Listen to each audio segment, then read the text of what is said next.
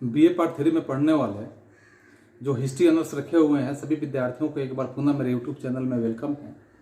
जैसे आप देख रहे हैं कि पीछे हम लोग यहाँ अध्याय 5 में कंटिन्यू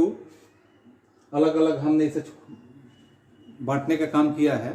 ताकि आपको कम समय में आसानी से समझ आ सके, लंबा आपका वीडियो नहीं बन सके। तो आइए आज यहाँ आज देखते हैं हम कि अध्याय 5 से ही जो पेपर 5 से यह संबंधित है और हिस्ट्री ऑनर्स वाले छात्रों के लिए है पार्ट 3 के, कि बंगाल में अंग्रेजी सत्ता की स्थापना के संबंध में। तो इसमें हम लोग का आज मुख्य बिंदु है बक्सर का युद्ध और इसके कारण तथा परिणाम। तो बक्सर का युद्ध तो आप समझ रहे हैं, बक्सर का युद्ध आप देखे हैं, बक्सर का युद्ध आप ऐसे सुने भी हैं। तो बक्सर के युद्ध के क्या कारण थे, क्या परिणाम थे,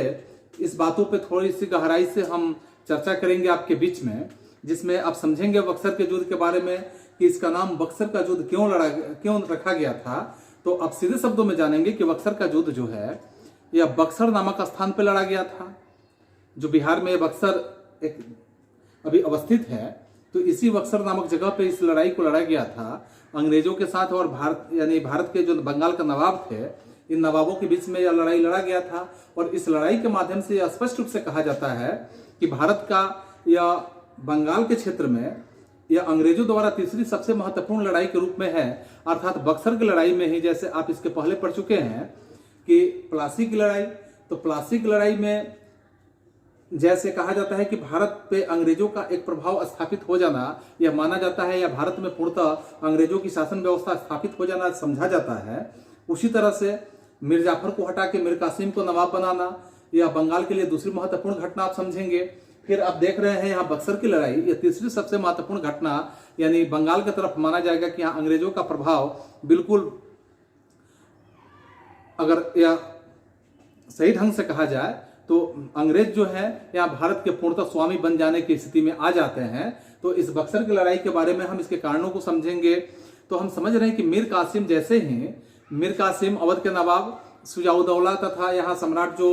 शाह आलम है, इसे संधि करके बंगाल पर अधिकार करने की स्थिति में, जब बंगाल पे वो अधिकार कर लेता है तो करने के लिए पटना पहुंचने का काम करते हैं। तो जैसे ही वो पटना पहुंचते हैं तो सम्मिलित सेना के रूप में यह सूचना पाकर अंग्रेजी जो सेना है उसका, जो यहाँ अंग्रेजी सेना का प्रधान होता है कर्नाक, तो यह कर्नाक जो है यहाँ बिल्कुल मन ही मन भयभीत हो जाता है, घबरा जाता है, और इतना भयभीत होता है जिससे शुजाउद्दौला के सैनिकों की संख्या उस समय 1.5 लाख के लगभग होती है, अर्थात 1,50,000 की संख्या में होती है। जिसमें यह भी बात आप समझ सकते हैं कि इसमें से 40,000 सेनाओं को अगर माना जाए तो यही दक्ष और योग्य सेनाएं हो सकती थी, बाकी की तो मात्र एक भीड़ के जैसी बनी हुई थी। अर्थात 1.5 लाख सेनाओं में 40,000 ही योग्य सेना के रूप में कह सकते हैं, प्रशिक्षित सेना कह सकते हैं। बाकी जो सेनाओं का भीड़ था यह सिर्फ एक भीड़ था, यानी जन का भीड़ जो होता है, आदमी का भीड़ होता है, वैसे भीड़ बनी हुई यह सेना के रूप में ही थी। तो ऐसे कहा जा सकता है कि सम्राट शाह आलम और मीर कासिम के पास अपने कोई सेना भी नहीं थी, शाह आलम के पास और मीर कासिम के पास अपनी कोई निजी सेना नहीं थी। परंतु अगर कर्नाटक जो वारकर थे, वारकर ने यहाँ बक्सर के बदले पटना लौटने का जब उन्होंने संदेश अंग्रेजों से, जो उसके अधिकारी अंग्रेज के अधिकारी थे, अधिकारियों को इन्होंने दिया, तो इस तरह से पटना की एक घेराबंदी करने का प्रबंध कर दिया गया, पटना को घेराबंदी में रख लिया गया। लेकिन शुजाउद्दौला की सेना ने भी अनेक तरह के शुजाउद्दौला की जो सेना थी वह सेना जो विश्वासघाती व्यक्ति के रूप में उसमें भरे हुए लोग थे, जो सभी के सभी विश्वासघाती थे, अपने ही देश के राजाओं के साथ वो विश्वासघात करते थे। तो ऐसे मित्र था का यहाँ मुंशी जो अगर हम वैसे विश्वासघाती के रूप में हम समझते हैं कि वैसे मुंशी जो साधुराम शुजाउद्दौला का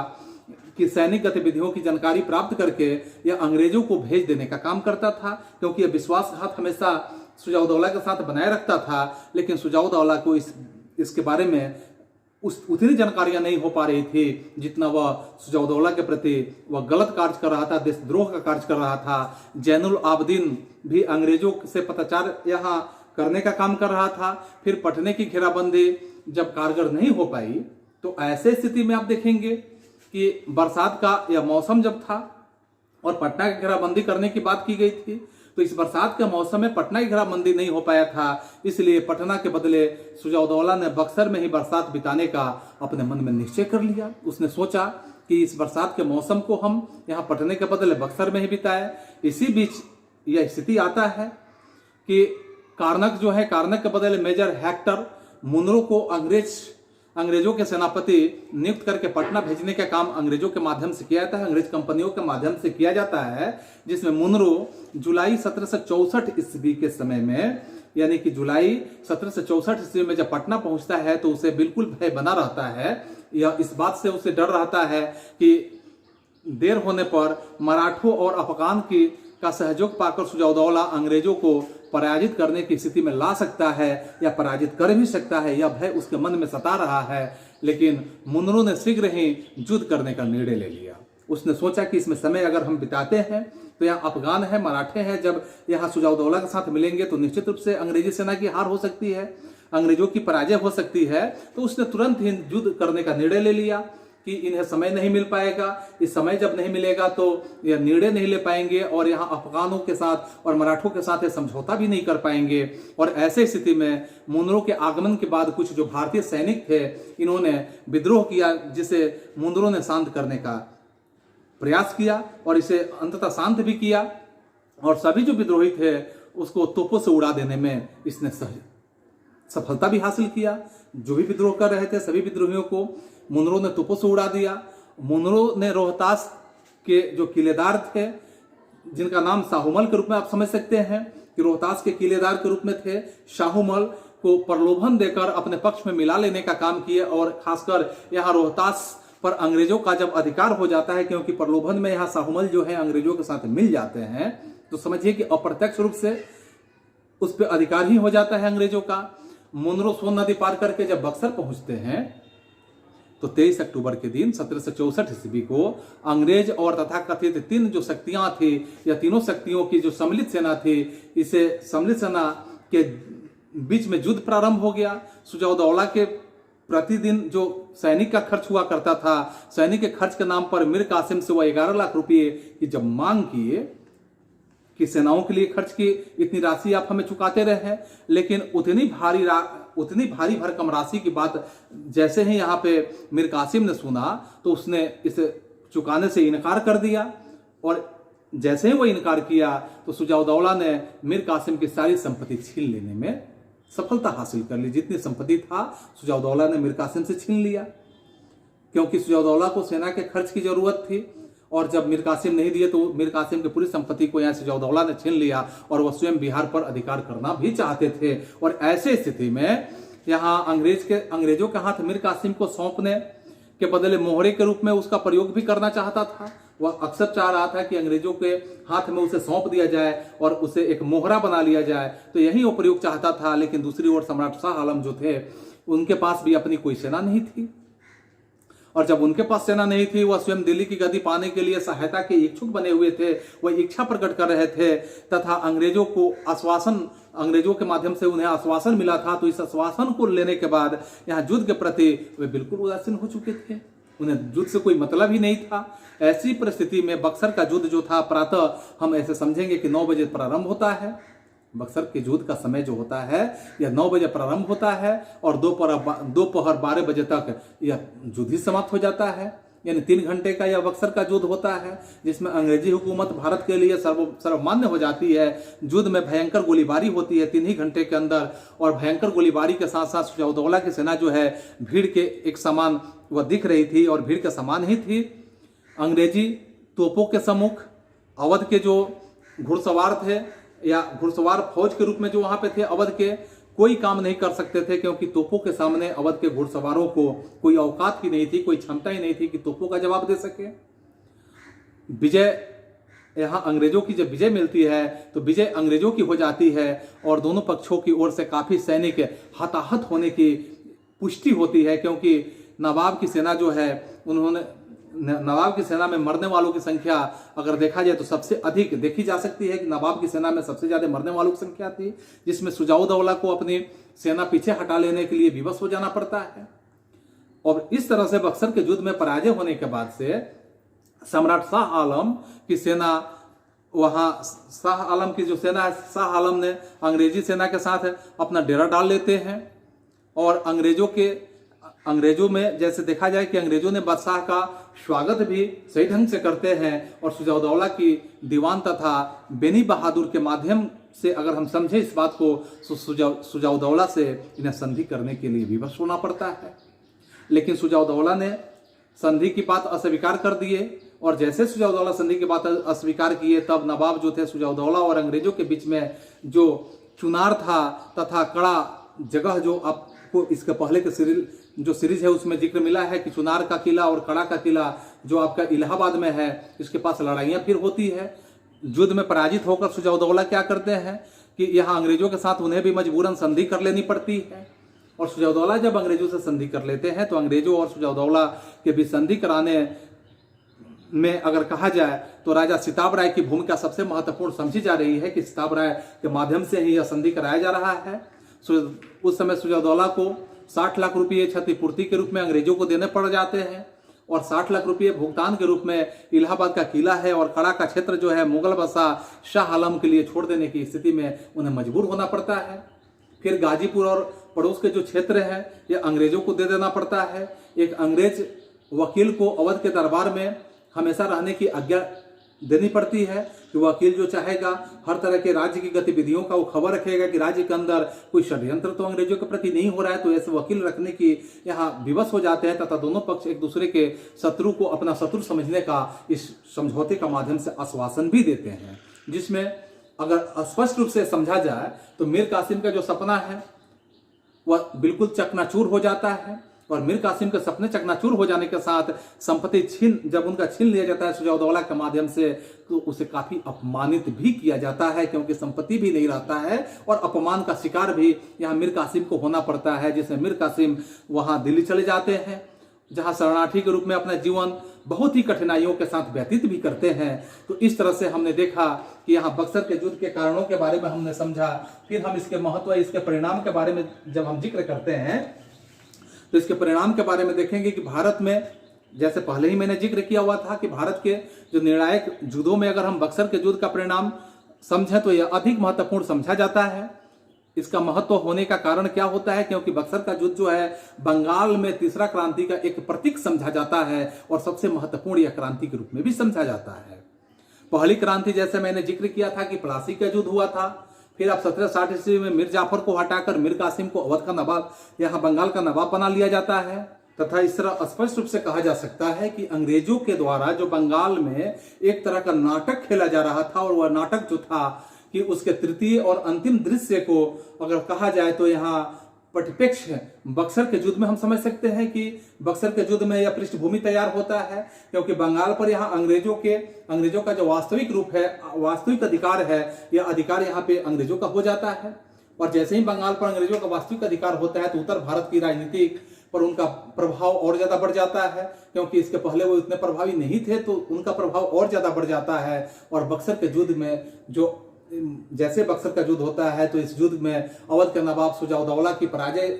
जैसे होती है, तो अवध के नवाब सुजाउद्दौला की पराजय होने के बाद उत्तर भारत में कोई महत्वपूर्ण शक्ति नहीं बच जाती है। और जैसे ही महत्वपूर्ण शक्ति वहां समाप्त होती है तो इस तरह अंग्रेजों का खुलेआम भारत के जो उत्तरी क्षेत्र है यहाँ पे अंग्रेज अपने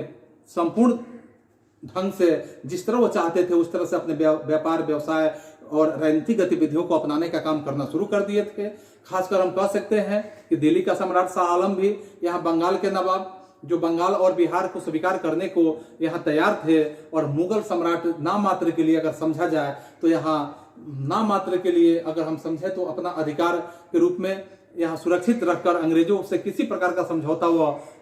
जो भी समझौता हो वह सारे समझौता के पक्ष में थे, क्योंकि अंग्रेजों से वे अपने आप को सुरक्षित रहना चाहते थे। बंगाल के नवाब के अधिकार को समाप्त कर दिया गया था, क्योंकि उसके जो अधिकार थे बंगाल के नवाब का अंग्रेजों के माध्यम से समाप्त किया गया। और बंगाल के क्षेत्र में जैसे हम समझेंगे कि बंगाल के नवाब को सीमित संख्या में सेना रखने की इजाजत दे दी गई कि ज्यादा सेना नहीं रखेंगे तो अंग्रेजों को इससे भय नहीं बना रहेगा, तो सीमित संख्या में सेना रहेगी। इसके साथ साथ प्रतिदिन यहाँ रहने और इस तरह से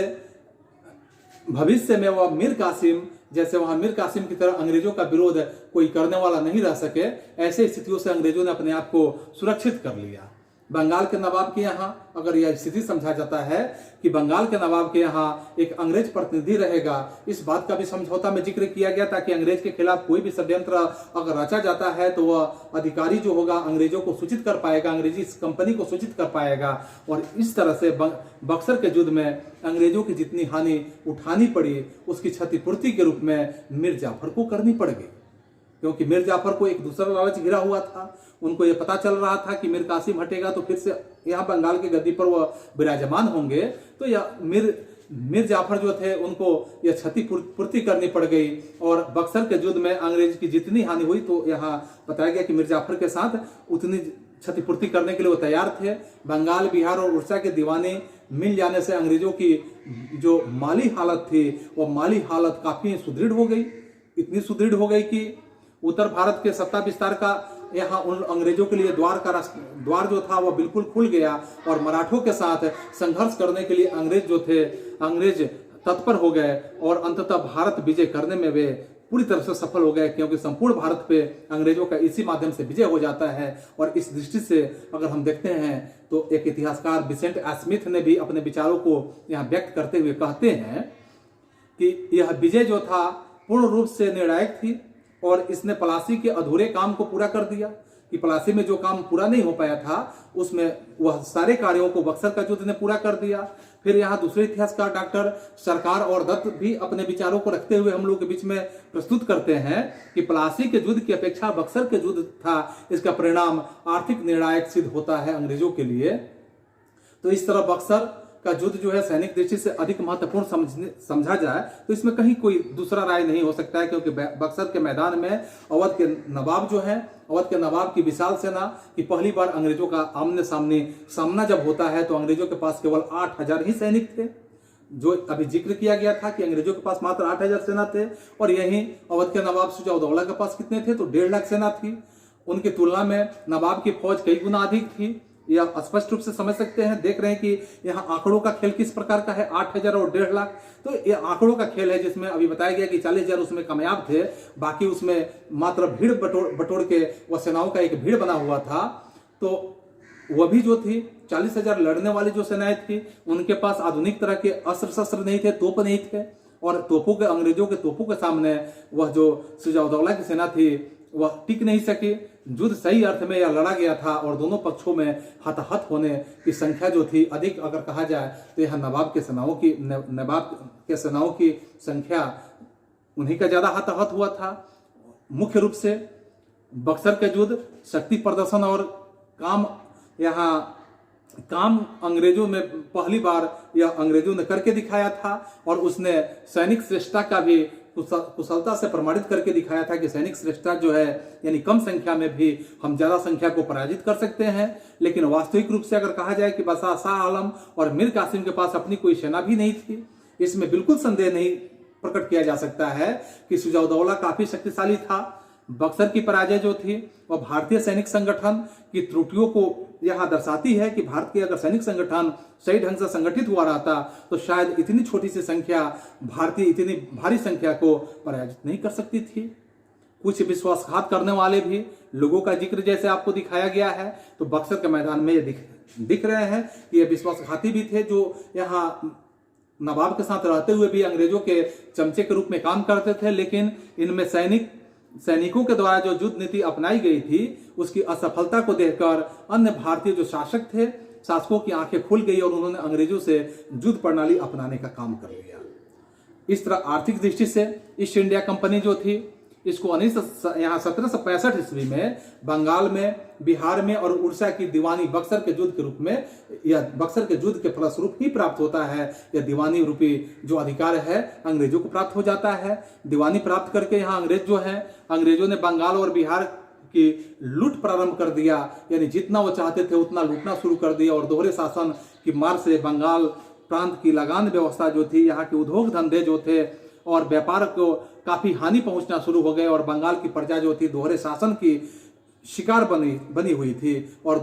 जिसे दैत्य शासन प्रणाली के नाम से भी जाना जाता है, तो यह दैत्य शासन प्रणाली यह भारतीय इतिहास का सबसे महत्वपूर्ण एक बिंदुओं के रूप में समझा जाए तो माना जाता है, क्योंकि नवाब नाम मात्र का शासक रह गया। उसके हाथ केवल फौजदारी न्याय और पुलिस व्यवस्था थी और इस तरह से बंगाल की आय जो थी, बंगाल की आय पर अंग्रेज के एक अधिकार ने ही भविष्य में अंग्रेजी साम्राज्य की स्थापना का एक रास्ता खोल दिया। तो जिससे हम कह सकते हैं कि भारतीय इतिहास के लिए अंग्रेजों के लिए सुअवसर कहा जा सकता है, और भारतीय शासकों के लिए या भारतीय नवाबों के लिए, बंगाल के नवाबों के लिए यह सबसे बड़ा गलत समय के रूप में समझा जा सकता है कि इनके लिए यह एक मनहूस समय हम समझ सकते हैं। तो इस तरह हमने देखा कि बक्सर के